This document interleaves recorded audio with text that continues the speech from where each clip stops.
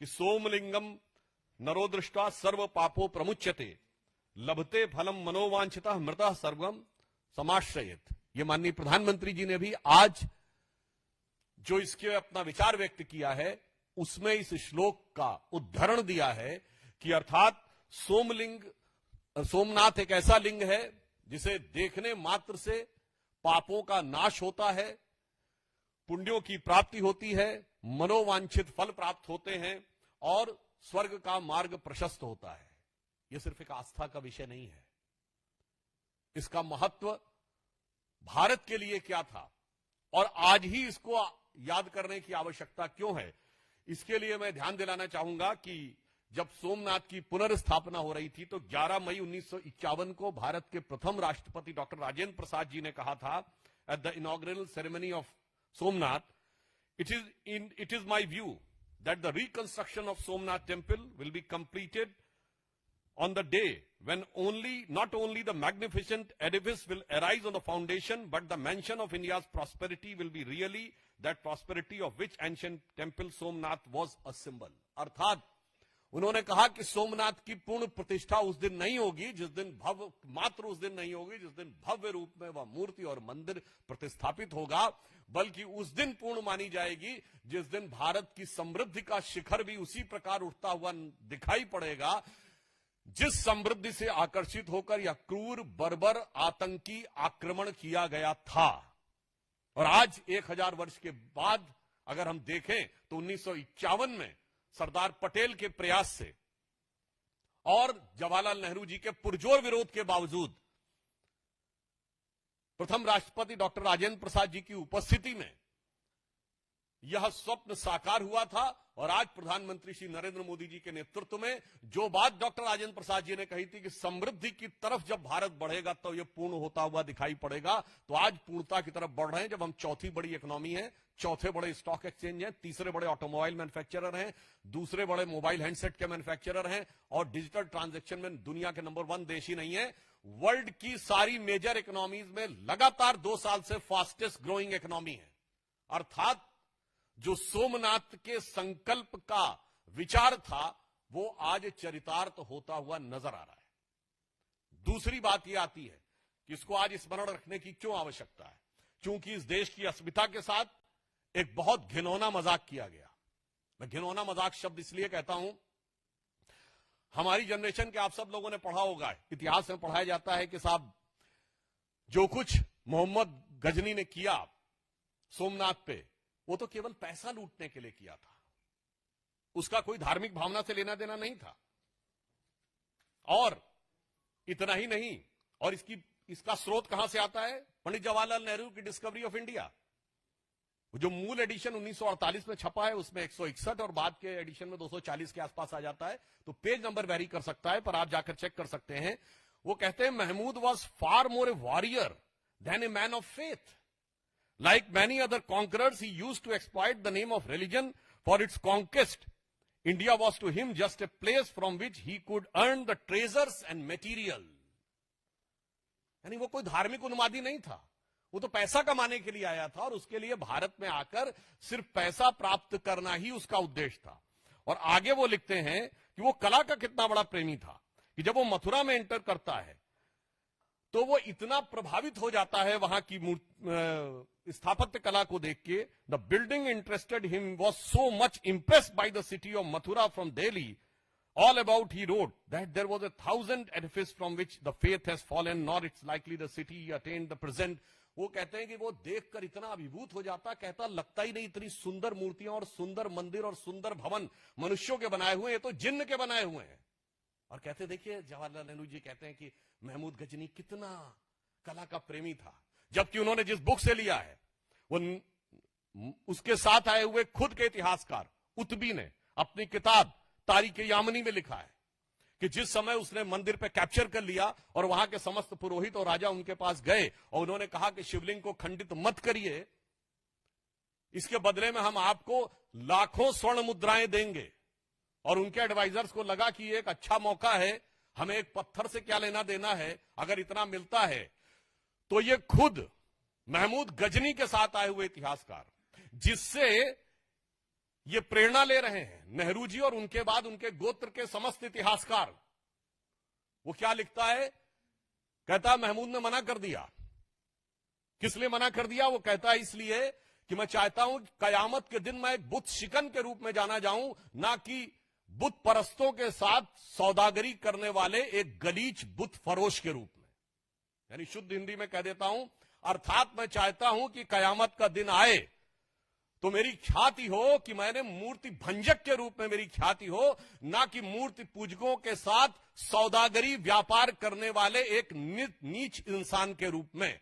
अब बताइए, जितने लेफ्टिस्ट और ये सब समझाते हैं, ये सारी थ्योरी डिमोलिश्ड जो उसी में लिखी हुई है, मगर इतिहास को कैसा डिस्टॉर्ट किया गया। और सुनिए, जो नेहरू जी ने लिखा डिस्कवरी ऑफ इंडिया में, जो कहा गया कि वो बड़ा प्रेमी था, ठीक इसी में, इसी किताब में, और ये एन नंबर ऑफ रेफरेंसेज में बहुत लिखा गया है, history of India as told by various historians, इसमें है translation of Tarikul Yamini by of the Mahmud chronicles, उसमें भी लिखा है कि जैसे ही वो मथुरा में देखता, पहले तो बड़ा प्रभावित होता, फिर कहता सारे मंदिरों और बिल्डिंगों को नष्ट कर दो। डिस्कवरी ऑफ इंडिया में वो सेंटेंस गायब। और इंटरप्रिटेशन ये कि वो तो बहुत बड़ा कला प्रेमी था। इसलिए आज भारत की अस्मिता के साथ हुए इस आघात और उसके साथ हुए इस घिनौने मजाक को याद रखने की आवश्यकता है। और एक और चीज आपको बताना चाहता हूं, भारत का एक और बहुत बड़ा नुकसान किया गया। वो क्या किया गया? आप सबने फिल्मों में डायलॉग सुना होगा। एक वो पुरानी फिल्म थी 1991 की शायद, जिसमें दिलीप कुमार और राजकुमार दोनों थे, जिसमें उनका हेलीकॉप्टर लैंड कर जाता है, तो कहता लो बंदूक मार लो, तो कहता नहीं हम तुम्हें मारेंगे और जरूर मारेंगे, मगर तब जब बंदूक भी हमारी होगी, गोली भी हमारी होगी, इलाका भी हमारा होगा और वक्त भी हमारा होगा। ये डायलॉग सिर्फ फिल्मों में सुना होगा, परंतु ऐसा नहीं है। महमूद गजनी के साथ आए हुए इतिहासकार ने लिखा है कि एक हिंदू शाही डायनेस्टी थी, आप में तो अब किसी को नाम में नहीं पता होगा, उसकी राजधानी काबुल थी, जिसका नरेश धर्मपाल जब ये लूट के गया, और धर्मपाल से युद्ध के बाद भी वो गया और आज के जो कजाकिस्तान की तरफ, और उसे पता चला कि तुर्क राजाओं ने महमूद गजनी को घेर लिया है, तो अलबरूनी ने लिखा है, अलबरूनी ने लिखा है, क्या लिखा? उसने कहा जब घेर लिया है तो वो धर्मपाल उसको कहता है कि मैं 2000 घुड़सवार, 10,000 सैनिक और 100 हाथियों के साथ तुम्हारी मदद करने को आने को तैयार हूं, मगर किस लिए? इसलिए नहीं कि मैं तुम्हें बचाना चाहता हूं, इसलिए कि तुम्हें मारने का संकल्प मैंने लिया था, तो मैं अपने अलावा किसी और को तुम्हें पराजित करते हुए और तुम्हें मारते हुए नहीं देखना चाहता। ये वो चीज थी जिसने भारत को बचा के रखा, ना कि एक गाल के बदले दूसरा गाल आगे कर देने के सिद्धांत ने। इसलिए इसी के लिए श्रद्धेय अटल बिहारी वाजपेयी जी ने पूछा था, आज सोमनाथ जो दिखाई पड़ रहा है, माननीय प्रधानमंत्री जी ने जिन भाव की अभिव्यक्ति की है, वो दर्शाता है कि भारतीय संस्कृति की वो जीवनी शक्ति थी, वो संघर्ष शक्ति थी, जिसने दुनिया के सबसे बर्बर आक्रमणों को भी झेल कर अपने को बचा के रखा, जिसके लिए अटल जी ने लिखा था कि दुनिया का इतिहास पूछता रोम कहां, यूनान कहां है, घर घर में शुभ अग्नि जगाता वो उन्नत ईरान कहां है, दीप बुझे पश्चिमी जगत के छाया जब बर्बर अंधियारा, तभी चीर कर तम की छाती चमका हिंदुस्तान हमारा। और जो चमक थी उसकी अभिव्यक्ति सोमनाथ के प्रथम ज्योतिर्लिंग में दिखाई पड़ती थी। मगर अफसोस 1835 में मैकॉले ने जो विष हमारे दिमागों में भरना शुरू किया, 2035 में प्रधानमंत्री जी ने कहा उस विष से मुक्त करनी है, उस विष का बहुत बड़ी विष बेल को काटने का प्रतीक सोमनाथ का मंदिर था। अब आप कहेंगे साहब बहुत इतिहास की बात हो गई, आज के कॉन्टेक्स्ट में क्या है? तो यह भी मैं बताना चाहता हूं, आप सभी लोग, विपक्ष के लोग बहुत बोले थे कि डोनाल्ड ट्रंप ने ऑपरेशन सिंदूर के बाद भारत पाकिस्तान की मध्यस्थता की बात कही थी, और इसको लेकर हमारे विरोधी बहुत उछल उछल के बोल रहे थे। तो 11 मई 2025 को डोनाल्ड ट्रंप ने यह भी बोला था कि 1000 ईयर से इंडिया और पाकिस्तान के बीच की लड़ाई है, और कश्मीर उससे जुड़ा हुआ मुद्दा है। तो मैं पूछना चाहता हूं, इन लोगों में से किसी ने सवाल किया कि 78 साल पहले बना हुआ देश में 1000 साल पुरानी लड़ाई क्यों है? ये वही 1000 साल की लड़ाई है जिसका 1000 साल आपको दिखाई पड़ रहा है। और ये मैं केवल अपने मन से नहीं कह रहा हूं। पूछिए पाकिस्तान की सरफेस टू एयर मिसाइल का नाम क्या है? Ghazni. Air to air missile का नाम बाबर। दूसरी मिसाइल का नाम गौरी। इसलिए जो इस देश में बैठकर मैकाले के मानस पुत्र और मार्क्स के मानस पुत्र, यानी जिनके दिमाग में एम फैक्टर बहुत घुस गया है, the Macaulay factor of 19th century and the Marxist factor of 20th century, और कुछ और भी आप लोग सोच रहे होंगे, तो आपकी बुद्धिमत्ता पे मुझे पूर्ण विश्वास है। तो उसका उत्तर भी एम फैक्टर ही है, यानी मोदी फैक्टर। जो मोदी जी ने आज इस विषय पे अपने विचारों की अभिव्यक्ति की है, राष्ट्र को उसे समझने की आवश्यकता है। और इसलिए मैं कहना चाहूंगा, प्रधानमंत्री जी ने यह बात कही है कि यह अमृत काल है 22 वर्ष का, और 22 वर्ष बचे हैं उसमें, 25 वर्ष का, और यह वो आधार बनाएगा जो 1000 साल तक भारत का मार्ग प्रशस्त करेगा। मगर उसके साथ साथ उन षड्यंत्रों, धूर्तताओं और कष्टों को भी याद रखने की जरूरत है जो हजारों साल से भारत पे हुए हैं। जो लोग ये कहते हैं कि मुगल आक्रमणकारियों के दौर में भारत में क्या क्या हुआ, तो उनके मैं बहुत डिटेल में नहीं जाना चाहता, सिर्फ इतना बता देना चाहता हूं कि एंगस, जो प्रोफेसर आरजी रमल ने डिवोसाइट बनाई है, जिन्होंने वर्ल्ड की हिस्ट्री का पूरा किया है, कब कब कितने लोग मारे गए, उसमें तुगलक के दौर में कितने मारे गए, खिलजी के दौर में कितने लाख मारे गए, मुगल के दौर में कितने मारे गए, कुल मिलाकर उन्होंने 60 मिलियन से 80 मिलियन लोगों के मैसेकर की बात कही है। विल डूरांड ने हिस्ट्री ऑफ सिविलाइजेशन में लिखा है, the Muslim conquest of India was not one of the bloodiest, he said was the deadliest. Colonel James Tod ने लिखा है annals and antiquities of Pakistan of Rajasthan में कि जब अकबर ने कैप्चर किया तो उसने 2980 किलोज के जनेऊ तोले, 2980 किलोज। आप सोच सकते हैं कि कितना था। ये किसने लिखा? फॉरेनर्स ने। इसलिए मैं कहना चाहता हूं, मजाक मत उड़ाइए। ये देश उसके बाद भी आज जीवित है, स्वतंत्र हुआ और उसके बाद प्रखरता के साथ आगे बढ़ रहा है अपनी उस शक्ति के कारण, जिसे समझिए और आश्वस्त रहिए कि आज जब पूरी दुनिया लड़ाई लड़ने में लगी हुई है, मैं देशों का नाम नहीं ले रहा हूं, सब एक दूसरे को के ऊपर आक्रमण करने और आधिपत्य में लगे हैं, उसमें यदि भारत का राइज हो रहा है तो इन मूल्यों को स्थापित करने के लिए हो रहा है, जो विध्वंस और हिंसा के खिलाफ होगा। India is all set to rise, not to dominate the world but to motivate the world.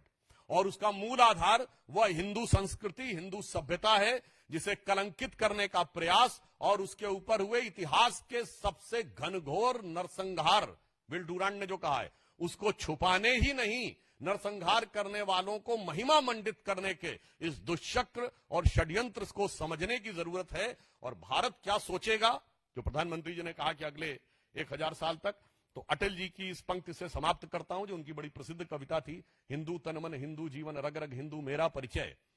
तो उसका जो अंतिम छंद है कि होकर स्वतंत्र मैंने कब चाहा मैं कर लूं जग को गुलाम, मैंने तो सदा सिखाया है करना अपने मन को गुलाम। गोपाल राम के नामों पर कब मैंने अत्याचार किया, कब दुनिया को हिंदू करने घर घर में नरसंहार किया, कोई बतलाए काबुल में जाकर कितनी मस्जिद तोड़ी, भूभाग नहीं शत शत मानव के हृदय जीतने का निश्चय, हिंदू तन मन हिंदू जीवन, रग रग हिंदू मेरा परिचय। धन्यवाद। और अब एक अन्य महत्वपूर्ण विषय पर मेरे साथी श्री शहजाद पूनावाला जी आपको संबोधित करेंगे। बहुत बहुत धन्यवाद सुधांशु जी। जय सोमनाथ से तो हमने शुरू किया था, पर अब सत्यमेव जयते भी बोलने की बारी है। आज जिस प्रकार से सुधांशु जी ने अभी विस्तृत रूप से बताया कि अस्तित्व, वर्तमान और भविष्य हमारे भारत की सभ्यता का सोमनाथ से जुड़ा हुआ है, परंतु भारत के अस्तित्व, वर्तमान और भविष्य से जुड़ा हुआ सुरक्षा के दृष्टिकोण से एक विषय जिस पर आज सुप्रीम कोर्ट का एक अहम निर्णय आया है। और इस निर्णय के बाद जो टुकड़े टुकड़े गैंग है हमारे देश में, उनको बड़ा दुख भी हो रहा है और दर्द भी महसूस हो रहा है। आज जिस प्रकार से उमर खालिद और शर्जील इमाम, जिसके लिए केवल कांग्रेस पार्टी और उसके इकोसिस्टम से नहीं बल्कि विदेश से भी बहुत सारे पत्र और संवेदनाएं प्रकट हो रही थी, आज उन दोनों व्यक्तियों को सुप्रीम कोर्ट ने किसी भी प्रकार की राहत डिनाई कर दी है, उनके बेल को रिजेक्ट कर दिया है। और केवल बेल रिजेक्ट ही नहीं किया, बल्कि ये भी कहा कि जो इस प्रकार का अपराध उन्होंने किया है, प्रथम दृष्टया आतंकवाद और दिल्ली को जलाने के जो भी चार्जेस उनके खिलाफ लगाए गए हैं, वो प्रथम दृष्टया सही साबित होते हैं। वो क्वालिटेटिवली एक डिफरेंट फुटिंग पर है, मतलब कि कोई आम अपराध नहीं किया है, बहुत ही गंभीर अपराध, देश को टुकड़े टुकड़े करने वाला अपराध, इस दृष्टिकोण से उसको देखा गया है। और यह भी कहा गया है कि जिस प्रकार से उन्होंने ये कृत्य किए, ये दिखाता है कि जो दिल्ली में दंगे किए गए वो दरअसल संयोग नहीं, सोचा समझा प्रयोग भी नहीं, मैं तो कहूंगा हिंदू विरोध का, और यही M factor, vote bank factor का सबसे बड़ा उद्योग था।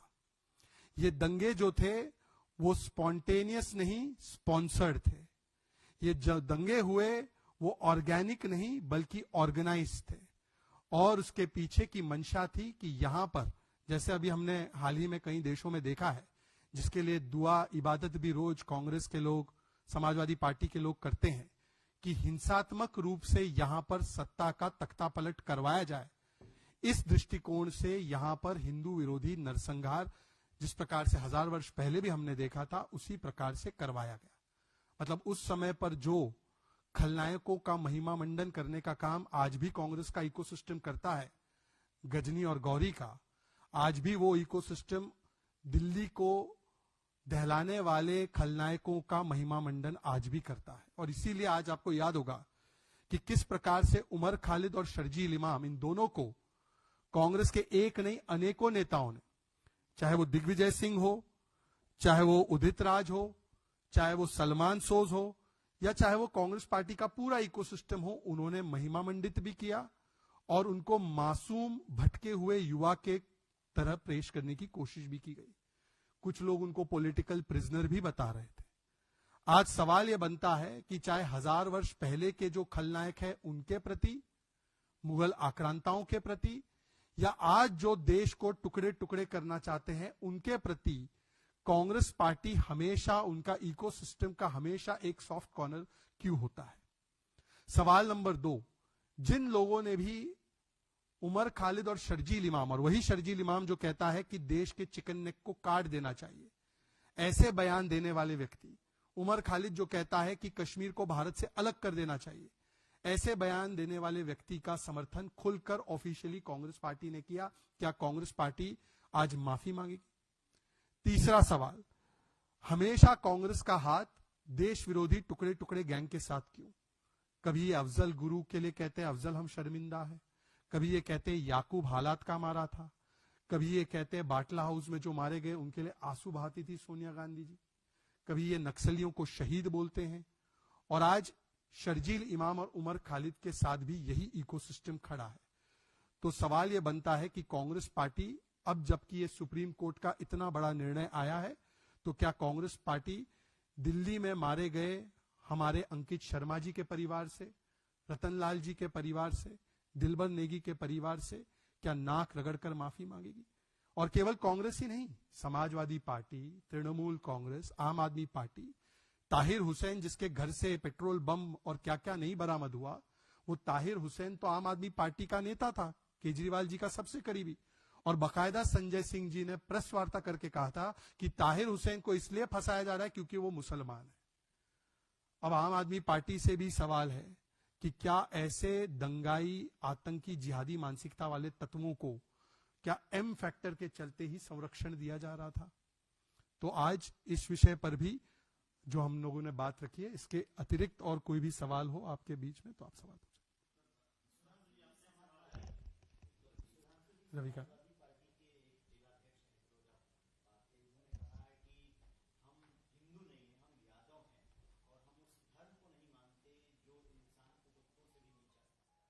मुझे समझ में नहीं आता, अगर यादव है तो भगवान कृष्ण के 2 वंशज हैं।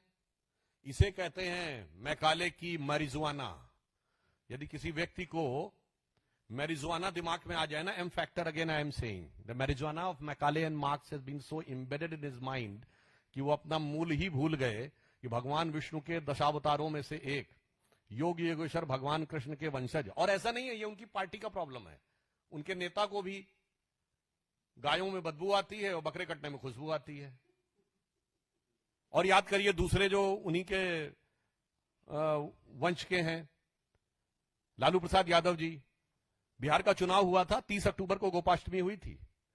गाय का जो महत्व है भारत की संस्कृति में, गोपालक समाज सबसे बड़ा, अगर गाय से सर्वाधिक भावनात्मक संबंध है तो यादव समाज का है, गोपालक समाज। और गोपाष्टमी की पूजा करते हुए कोई फोटो देखी? नहीं। मुहर्रम के ताजिए के आगे झुके हुए देखी। इसलिए जिनका जमीर आज इतना नीचे चला गया है राजनीतिक स्वार्थ में, तो उनके लिए एक पंक्ति कहना चाहूंगा कि शाम तक सुबह की नजरों से उतर जाते हैं, इस कदर समझौतों पे जीते हैं कि जमीर ही मर जाते हैं। गोपालक समाज। और गोपाष्टमी की पूजा करते हुए कोई फोटो देखी? नहीं। मुहर्रम के ताजिए के आगे झुके हुए देखी। इसलिए जिनका जमीर आज इतना नीचे चला गया है राजनीतिक स्वार्थ में, तो उनके लिए एक पंक्ति कहना चाहूंगा कि शाम तक सुबह की नजरों से उतर जाते हैं, इस कदर समझौतों पे जीते हैं कि जमीर ही मर जाते हैं।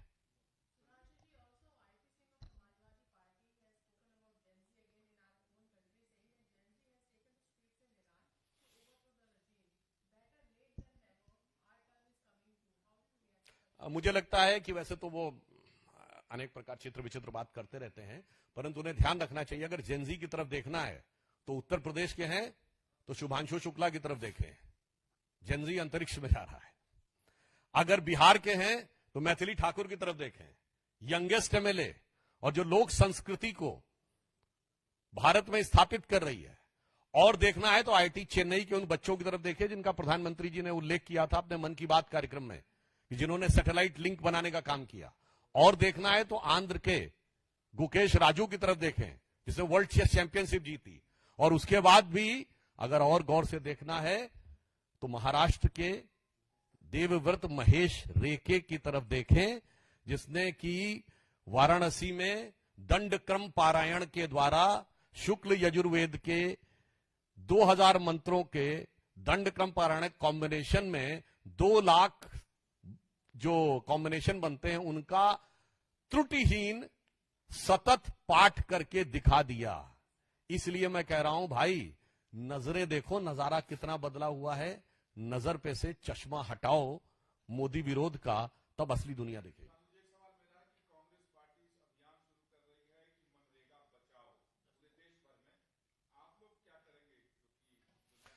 देखिए, उनके अनेकानेक अभियान पहले भी जनता के द्वारा तिरस्कृत और उपहासित हो चुके हैं। मुझे लगता है कि ये बिहार की हार से कुंठाग्रस्त और बंगाल में घुसपैठिया परस्त कांग्रेस के मनोबल जो ध्वस्त हो चुका है, उस ध्वस्त मनोबल के ऊपर केवल अपने कैडर को एक मैसेज देने का, मैं कहूंगा, निष्फल होने वाला प्रयास है। या दूसरे शब्दों में कहें कि नाकाम हसरतों का जनाजा लेकर वो अब अपने कदम बढ़ाने जा रहे हैं।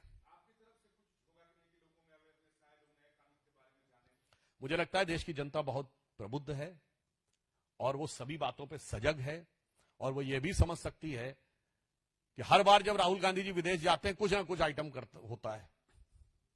पहले गए थे लंकावी तो आके हाइड्रोजन बम, फिर कोलंबिया गए तो कहीं दूसरा बम, अच्छा उसमें निकली सिर्फ हाइड्रोजन गैस, फिर जर्मनी गए तो आके एक बयान दिया, अब विदेश से गए हैं तो हो सकता है यात्रा शुरू हो।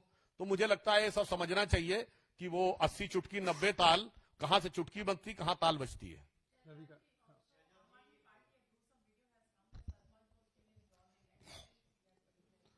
देखिए, आज एएपी का मतलब बन चुका है और अधिक पाप। और जिस प्रकार से जब से भगवंत मान जी की आम आदमी पार्टी की सरकार पंजाब में आई है, तब से कानून व्यवस्था पूर्ण तरीके से ध्वस्त हो चुकी है। अभी जो कल का वीडियो आया है जिसमें कि आम आदमी पार्टी से जुड़े हुए सरपंच की दिन दहाड़े अमृतसर में हत्या की जाती है, और वो भी हत्यारे अपना चेहरा भी नहीं ढाकते। मतलब कि पुलिस से कोई खौफ उन्हें महसूस नहीं होता। और केवल एक लौती ऐसी घटना नहीं है, हमने देखा है कि सिद्धू मूसेवाला की हत्या, किस प्रकार से आरपीजी का हमला मोहाली के हेडक्वार्टर पर, किस प्रकार से नशा माफिया बेलगाम घूम रहा है पंजाब में, इंटरनेशनल कबड्डी प्लेयर को भी मार दिया गया, आए दिन वहां पर ग्रेनेड अटैक्स होते हैं। तो ये साफ है कि जब से आम आदमी पार्टी आई है सरकार में, तब से वहां पर कानून व्यवस्था ध्वस्त है। भगवंत मान जी और सुपर सीएम केजरीवाल मस्त है, जनता त्रस्त है। और सुपर सीएम केजरीवाल ने 100 गाड़ियों का कॉन्वॉय अपनी सिक्योरिटी के लगा रखा है और पंजाब की जनता के पास कोई सिक्योरिटी नहीं बची। तो आज सुपर सीएम केजरीवाल और नॉमिनल सीएम भगवंत मान जी दोनों को जवाब भी देना चाहिए, और भगवंत मान जी को तो इस्तीफा देकर चले जाना चाहिए। वैसे भी पुलिस के ऊपर उनका कोई नियंत्रण नहीं है। एक सेकंड, पहले इनका फिर आपका, दोनों के लेंगे।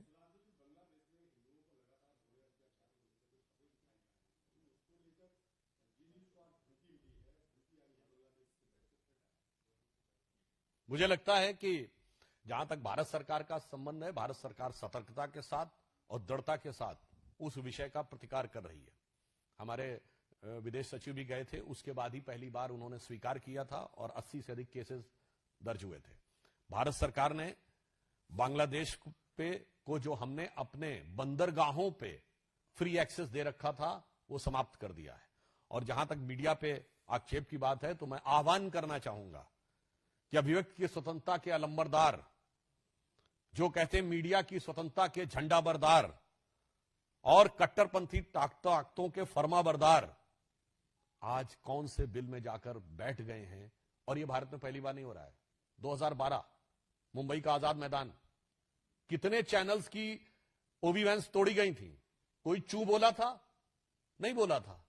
इसलिए मैं मानता हूं मीडिया को दृढ़ता से विषय रखना चाहिए। और इसके साथ मैं जरा अंतर्राष्ट्रीय मीडिया से भी पूछना चाहता हूं, भाई साहब 2015 जनवरी जब दिल्ली के चुनाव होने वाले थे, तथा कथित रूप से भारत में चर्चों पे हमले कहे गए थे, जो बाद में दिल्ली की पुलिस की जांच में केवल चोरी, थेफ्ट एंड बर्गलरी के केस निकले 4-5। किसी को चोट नहीं लगी, किसी का कुछ नहीं हुआ, कुछ शीशे तोड़े और चोरी के केस निकले। उस पर तो अंतर्राष्ट्रीय मीडिया ने बड़ी प्रतिक्रिया की थी और बड़ा ऊपर से बयान आ गया था।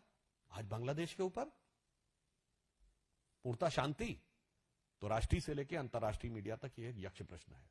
गौरव,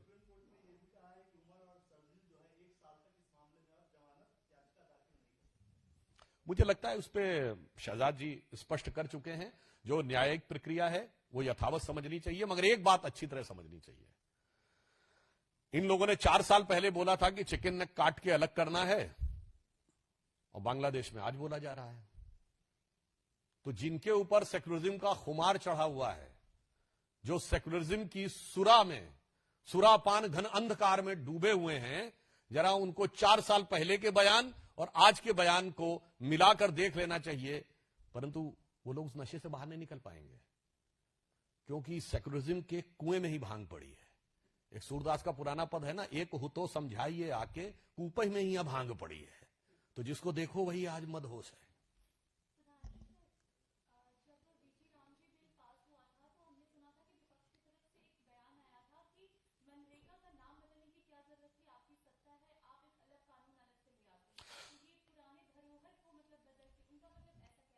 नहीं, देखिए वो सारा विषय पहले भी स्पष्ट कर रहे हैं। पुरानी धरोहरों को रखने का उनके मन में बहुत शौक था। किंग जॉर्ज की मूर्ति 1968 तक उन्होंने रखी थी। अंग्रेजी भाषा ऑल इंडिया सर्विसेज में 1977 तक रही थी, सिर्फ अंग्रेजी में वो होते थे।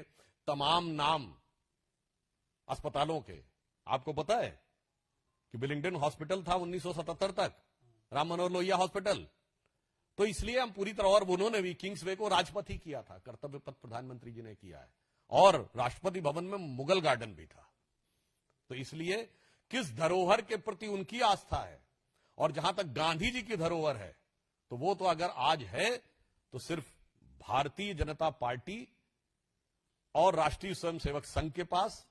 चाहे हिंद स्वराज देख लीजिए, ग्राम स्वराज देख लीजिए, मोदी जी के नेतृत्व में खादी का बदलाव देख लीजिए, राम राज्य देख लीजिए, और भारतीय संस्कृति पर आस्था देख लीजिए।